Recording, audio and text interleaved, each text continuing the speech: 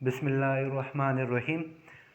Students, आज का lecture बहुत ही लाजमी है फ़ोटोसिंथेसिस के बारे में।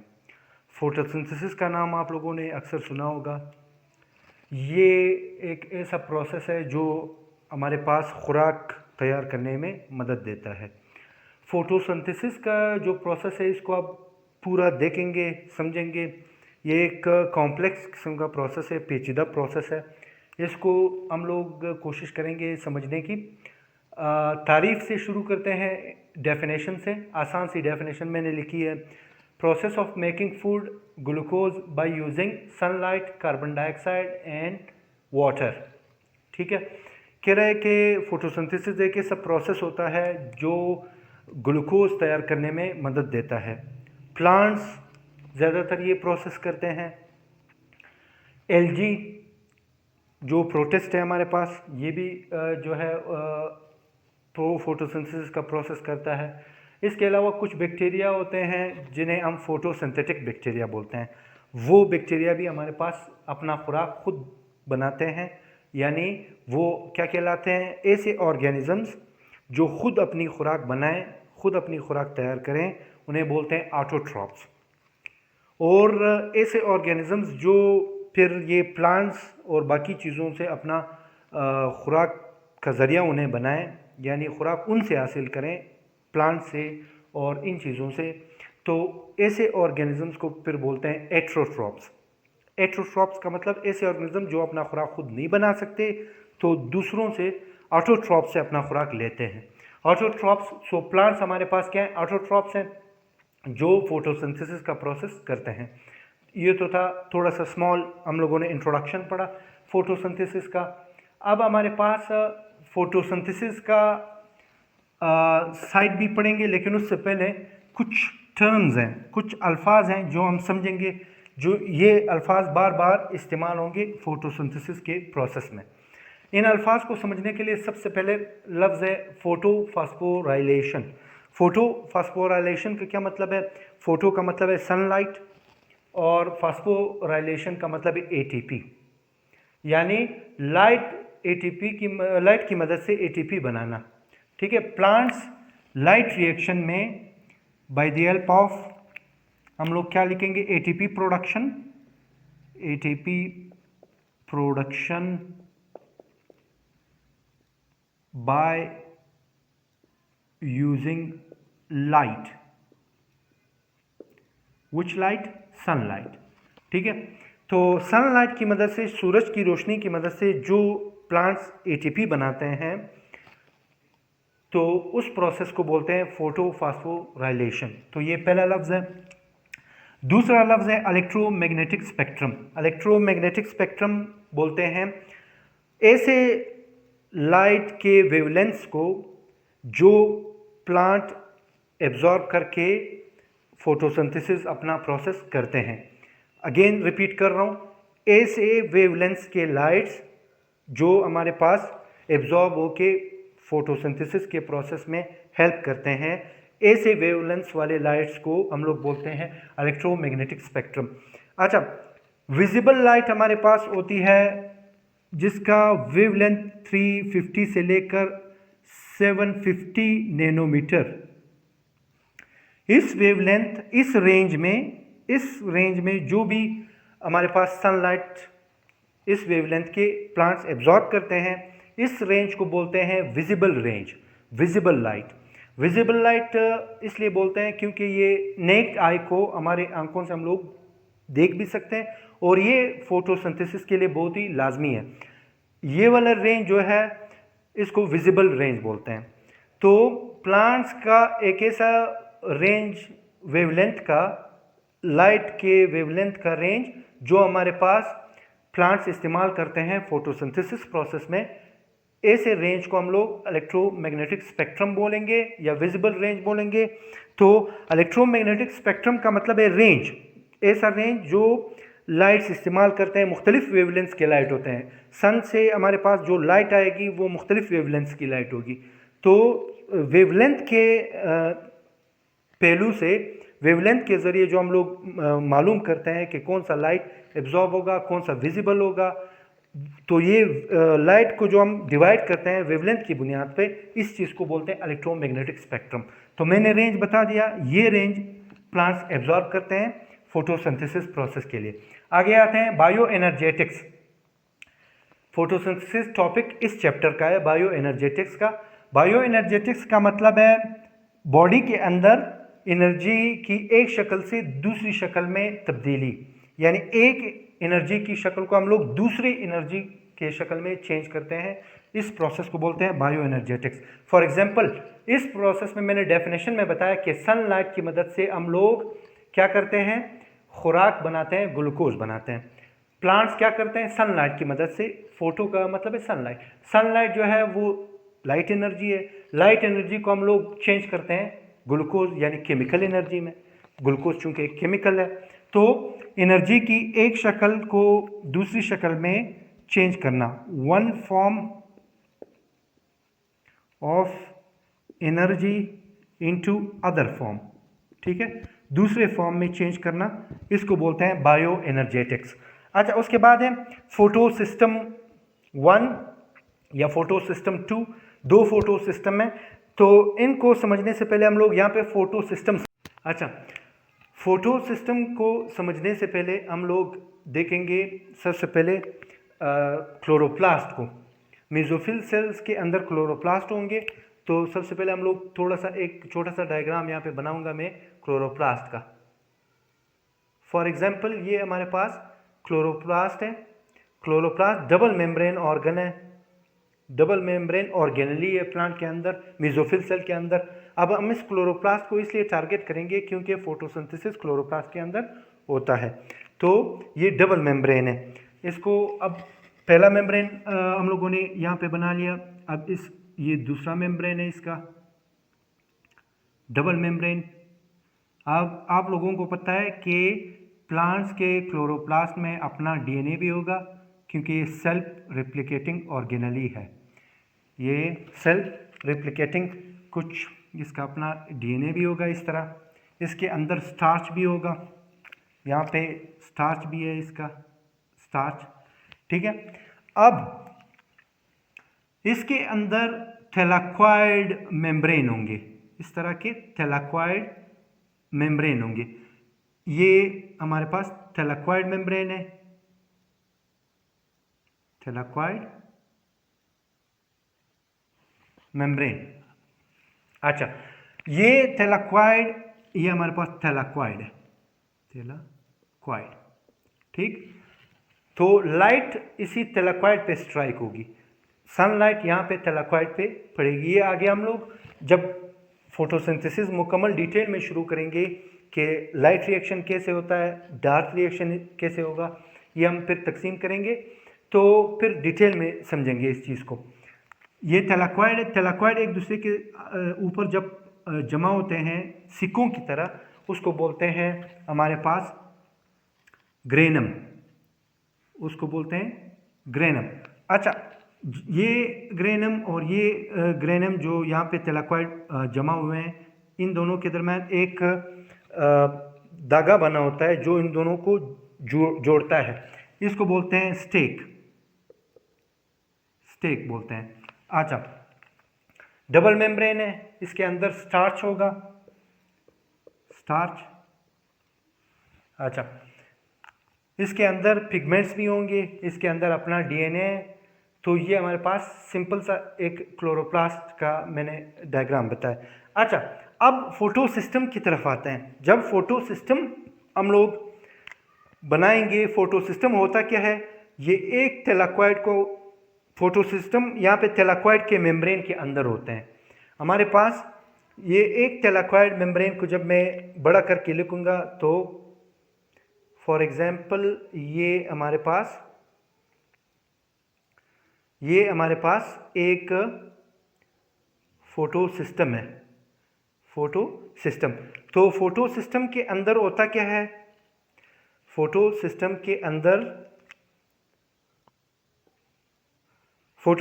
अंदर मैंने बताया, फोटो सिस्टम के अंदर एंटीना, लाइट हार्वेस्टिंग सेंटर होगा। लाइट हार्वेस्टिंग सेंटर का मतलब है ऐसा सेंटर होगा जो लाइट को एब्जॉर्ब करेगा, पहले ये। अच्छा, दूसरा हमारे पास रिएक्शन सेंटर होगा। रिएक्शन सेंटर फॉर एग्जांपल ये हमारे पास इसका रिएक्शन सेंटर है। और पिगमेंट्स में यहाँ पे कुछ कलर होंगे यहाँ पे मेरे पास मार्कर में मैं मार्कर के ज़रिए मैं ड्रॉ कर रहा हूँ। ये कुछ कलर है मुख्तलिफ कलर के, मैं बताऊंगा। पिगमेंट्स में कौन कौन से पिगमेंट्स हो सकते हैं? क्लोरोफिल ए हो सकता है, क्लोरोफिल बी हो सकता है, जेंथोफिल हो सकता है, केरोटिन हो सकता है। ये 4 मेन कलरिंग एजेंट्स हैं या कलर कंपाउंड्स हैं जिनको पिगमेंट्स बोलते हैं। तो फोटो सिस्टम, ये जो मैंने डायग्राम बताया, अच्छा, तो इसमें पिगमेंट्स हुए, ये वाला जो लाइट यहाँ से एब्जॉर्ब होगी, लाइट जहाँ पे पड़ेगी, इस इलाके को बोलते हैं एंटीना या लाइट हार्वेस्टिंग सेंटर। ठीक, तो ये हमारे पास पहला इलाका हुआ। दूसरा हमारे पास रिएक्शन सेंटर है। रिएक्शन सेंटर के अंदर 2 चीज़ें होती हैं, एक क्लोरोफिल का जोड़ा होता है जिसको स्पेशल पेयर ऑफ क्लोरोफिल बोलते हैं, और एक यहाँ पे प्राइमरी इलेक्ट्रॉन एक्सेप्टर, इसको बोलते हैं प्राइमरी इलेक्ट्रॉन एक्सेप्टर, ये वाला। और ये स्पेशल पेयर ऑफ क्लोरोफिल होगा। ठीक, इस तरफ भी वही कलरिंग एजेंट्स होंगे, कलर होंगे, जेंथोफिल कलर पिगमेंट होगा, कैरोटिन होगा, क्लोरोफिल ए होगा, क्लोरोफिल बी होगा।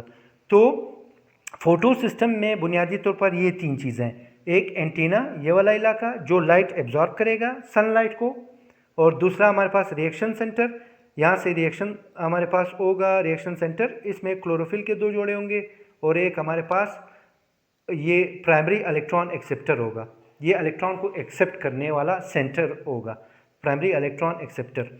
अच्छा, उसके बाद ये कुछ पिगमेंट्स होंगे। पिगमेंट्स में मैंने बताया क्लोरोफिल ए भी हो सकता है, बी भी हो सकता है, और हमारे पास कैरोटिन भी हो सकता है, जेंथोफिल भी हो सकता है। तो फोटो सिस्टम मैंने बता दिया। फोटो सिस्टम ये कहाँ पे मौजूद होता है? ये थैलेक्वाइड मेम्ब्रेन, जो मैंने यहाँ पे थैलेक्वाइड बताया, थैलेक्वाइड मेम्ब्रेन, इसके मेम्ब्रेन के अंदर फोटो सिस्टम मौजूद होता है। फोटो सिस्टम 2 तरीके के होते हैं, यहाँ पे देख लेते हैं। एक होता है फोटो सिस्टम 1, एक होता है फोटो सिस्टम 2। फोटो सिस्टम 1 जो है वो 700 नैनोमीटर का लाइट एब्जॉर्ब करता है, और फोटो सिस्टम 2 जो है वो हमारे पास 680 नैनोमीटर यानी 680 नैनोमीटर वेवलेंथ का लाइट एब्जॉर्ब करता है। यहाँ तक तो मैंने आपको बता दिए। फोटो सिस्टम 1 में मैं बता दिया, फोटो सिस्टम 2, फोटो सिस्टम का स्ट्रक्चर, उसका कंपोजिशन बता दिया कि इसमें क्या क्या चीज़ें होंगी, क्लोरोप्लास्ट का एक सिंपल सा डायग्राम बता दिया। अब आते हैं पिगमेंट्स की तरफ। कुछ पिगमेंट्स हैं, मैंने बता दिया chlorophyll A, chlorophyll A, chlorophyll B,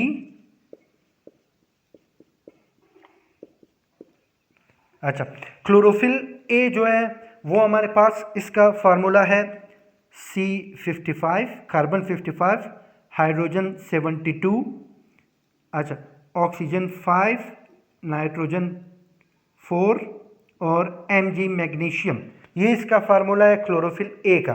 chlorophyll B का फार्मूला है C55, H, hydrogen 70, oxygen 6, nitrogen 4, magnesium. ये क्लोरोफिल बी का फार्मूला है, फार्मूले में थोड़ा सा फर्क है। अच्छा, उसके बाद है पिगमेंट्स में मैंने बताया, अब इसके कलर में भी फर्क है। क्लोरोफिल ए जो है ये ब्लू ग्रीन होता है, blue green, blue green. Chlorophyll B जो होता है वो येलो ग्रीन होता है, येलो ग्रीन, अच्छा, येलो ग्रीन होता है। उसके बाद, अच्छा, इसके बाद एक और यहाँ पे पिगमेंट होगा कैरोटिन। कैरोटिन ये ऑरेंज कलर का भी होता है, येलो कलर का होता है पिगमेंट।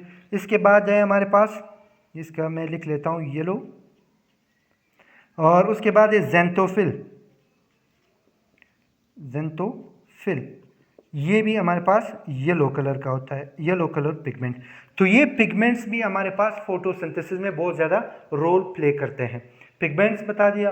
अच्छा, अब आते हैं थोड़ा सा मैंने फोटो सिस्टम भी समझा दिया, ये कुछ टर्म्स समझा दिए। अब आते हैं फोटोसिंथेसिस का मैकेनिज्म मतलब फोटोसिंथेसिस में कौन से रिएक्शंस होते हैं, किस तरीके के रिएक्शन होते हैं, तो इसका तरीका समझते हैं। फोटोसिंथेसिस जो है वो दो तरीकों से होता है, एक को बोलते हैं लाइट रिएक्शन, एक को बोलते हैं डार्क रिएक्शन। लाइट रिएक्शन का दूसरा नाम है फॉस्फोराइलेशन। फॉस्फोराइलेशन का मतलब है एटीपी का पैदा करना लाइट की मदद से। तो इस रिएक्शन में चूंकि एटीपी बनता है तो इसलिए इसको फॉस्फोराइलेशन बोलते हैं, और इस रिएक्शन में लाइट हम इस्तेमाल करेंगे। अच्छा, फॉस्फोराइलेशन फिर दो तरीकों से होगा, साइक्लिक पाथवे और नॉन साइक्लिक पाथवे। यानी एटीपी जो बनती है लाइट रिएक्शन में वो दो रास्तों से होकर बनती है। पहले रास्ते को बोलते हैं साइक्लिक पाथवे। साइक्लिक पाथवे का मतलब है कि यहाँ पे रिएक्शन साइकिल में होगा, साइकिल कंप्लीट करेगा, और नॉन साइक्लिक में यहाँ पे रिएक्शन साइकिल के फॉर्म में नहीं होगा। अच्छा, लाइट रिएक्शन और डार्क रिएक्शन को एक साथ कंपेयर करते हैं। डार्क रिएक्शन को हम लोग केल्विन साइकिल बोलते हैं। केल्विन साइकिल एक साइंटिस्ट के नाम पे है। डार्क का ये मतलब नहीं कि ये रिएक्शन दिन की रोशनी में नहीं होता, यानी डार्क रिएक्शन का ये मतलब नहीं है कि लाइट अगर नहीं होगी तो ये नहीं होगा। इसका ये मतलब है कि ये लाइट इंडिपेंडेंट रिएक्शन है। इंडिपेंडेंट का मतलब यानी ये रिएक्शन लाइट का मोहताज नहीं होता, ये लाइट के बगैर भी होता है। मगर ये रिएक्शन चूंकि नाम से ज़ाहिर है लाइट रिएक्शन, इसमें लाइट का होना लाजमी है। अच्छा, इस रिएक्शन को लाइट इंडिपेंडेंट रिएक्शन भी कहते हैं। लाइट इंडिपेंडेंट यानी ये लाइट पे डिपेंड नहीं करता। अच्छा, अब आते हैं थोड़ा सा इसको मज़ीद समझते हैं कि इसमें होता क्या है। इसके रिएक्टेंट्स देख लेते हैं। रिएक्टेंट्स का मतलब कि लाइट रिएक्शन के लिए कौन कौन सी चीज़ें हमें चाहिए और डार्क रिएक्शन के लिए हमें कौन कौन सी चीज़ें चाहिए। रिएक्टेंट्स, अच्छा, लाइट रिएक्शन में हमारे पास वाटर चाहिए, अच्छा, और कार्बन डाइऑक्साइड चाहिए और सनलाइट चाहिए।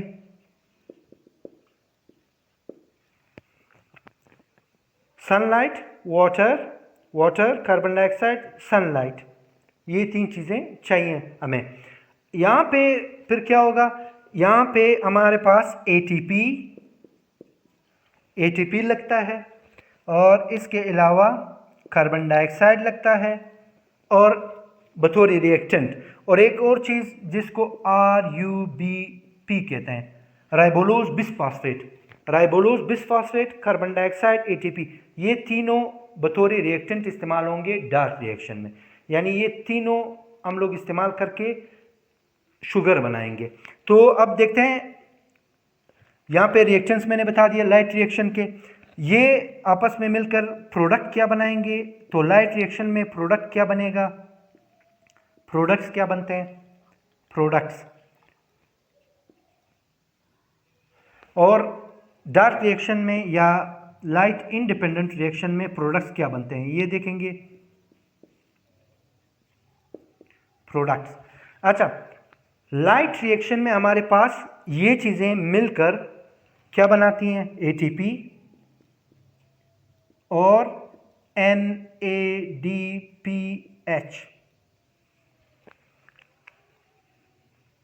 अच्छा, NADPH बनता है और ATP बनता है। ये दो मेन प्रोडक्ट हैं लाइट रिएक्शन के। रिएक्टेंट्स ये हैं, प्रोडक्ट ये है, ये आपस में मिलकर ये बनाते हैं।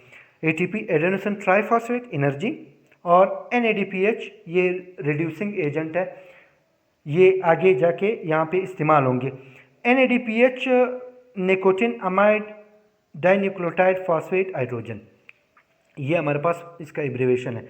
अच्छा, तो अब आते हैं इस तरफ।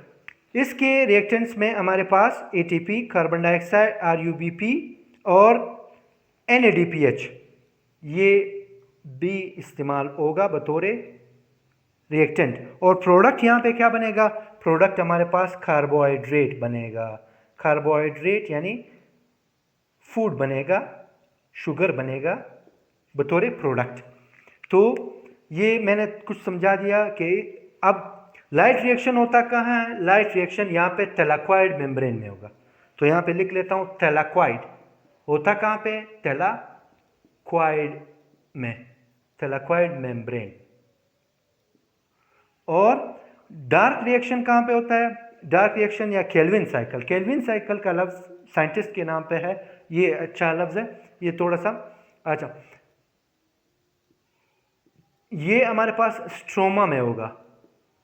स्ट्रोमा, स्ट्रोमा क्लोरोप्लास्ट के अंदर ये जो स्पेस है यहाँ पे कुछ हमारे पास मटेरियल होगा, इस स्पेस वाले मटेरियल को स्ट्रोमा बोलते हैं। तो डार्क रिएक्शन या लाइट इंडिपेंडेंट रिएक्शन या हमारे पास केल्विन साइकिल स्ट्रोमा में होता है।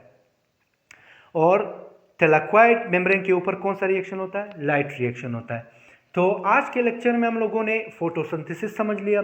फोटोसिंथेसिस कहाँ पे होता है, मेसोफिल सेल्स में होते हैं। अच्छा, फोटोसिंथेसिस का नेट रिएक्शन हमारे पास है, इसमें 6 वाटर मॉलिक्यूल यूज होंगे, इसके अलावा 6 कार्बन डाइऑक्साइड के मॉलिक्यूल होंगे, इसके अलावा सनलाइट यूज होगा, सनलाइट, सनलाइट, और इसके अलावा क्लोरोफिल, क्लोरोफिल पिगमेंट भी यूज होगा। ये क्लोरोफिल पिगमेंट कहाँ पे होगा, क्लोरोप्लास्ट के अंदर, हमारे पास फोटो सिस्टम के अंदर होगा।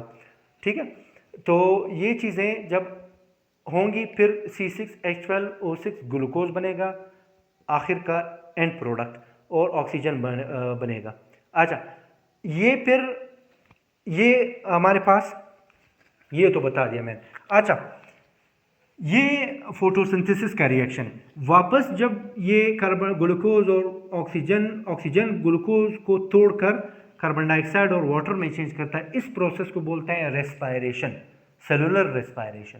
तो फोटोसिंथेसिस का रिएक्शन और रेस्पायरेशन का रिएक्शन ये दोनों रेसिप्रोकल है। रेसिप्रोकल का मतलब है उलट है। फोटोसिंथेसिस में वाटर और कार्बन डाइऑक्साइड मिलकर सनलाइट की मदद से, क्लोरोफिल की मदद से हमारे पास क्या बनाते हैं, क्लोरोफिल की मदद से क्या बनाते हैं, ग्लूकोज बनाते हैं, और ऑक्सीजन इस हमारे पास बनता है प्रोडक्ट के तौर पर।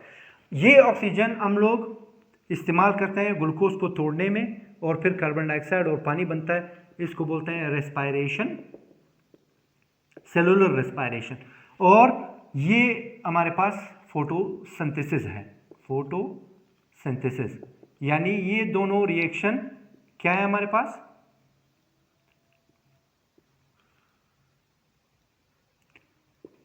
ये दोनों हमारे पास रेसिप्रोकल उलट है। ये मिट गया, मैं दोबारा लिखता हूं, रेस्पायरेशन। तो यानी पानी और कार्बन डाइऑक्साइड और सनलाइट वगैरह मिलकर क्लोरोफिल की मदद से क्लोरोप्लास्ट के अंदर फोटो सिस्टम 1 के अंदर ये चीज़ें बनेगी, और फिर ऑक्सीजन की मदद से ग्लूकोज का टूटकर कार्बन डाइऑक्साइड और पानी में चेंज हो जाना, ये रेस्पायरेशन कहलाता है। तो ये दोनों उलट हैं एक दूसरे के। तो आज का लेक्चर इतना ही था। मज़ीद इंशाल्लाह लेक्चर में हम लोग देखेंगे, लाइट रिएक्शन डिटेल में देखेंगे, डार्क रिएक्शन डिटेल में देखेंगे, लाइट रिएक्शन के मैकेनिज़्म को समझेंगे, cyclic pathway, non cyclic pathway, ये सारा कुछ एक लेक्चर में मुमकिन नहीं था, इसलिए मैंने 2 लेक्चर में इसको कंप्लीट करने का फैसला किया है। इंशाल्लाह नेक्स्ट लेक्चर में भी हम लोग इंशाल्लाह यही कंटिन्यू करेंगे, लाइट रिएक्शन और डार्क रिएक्शन। अच्छा, आप लोग अगर चैनल पे नए हैं तो मेरा चैनल ज़रूर सब्सक्राइब कर दीजिएगा और बेल आइकन दबाना ना भूलिएगा, ताकि आपको मज़ीद वीडियोज़ मिल सकें।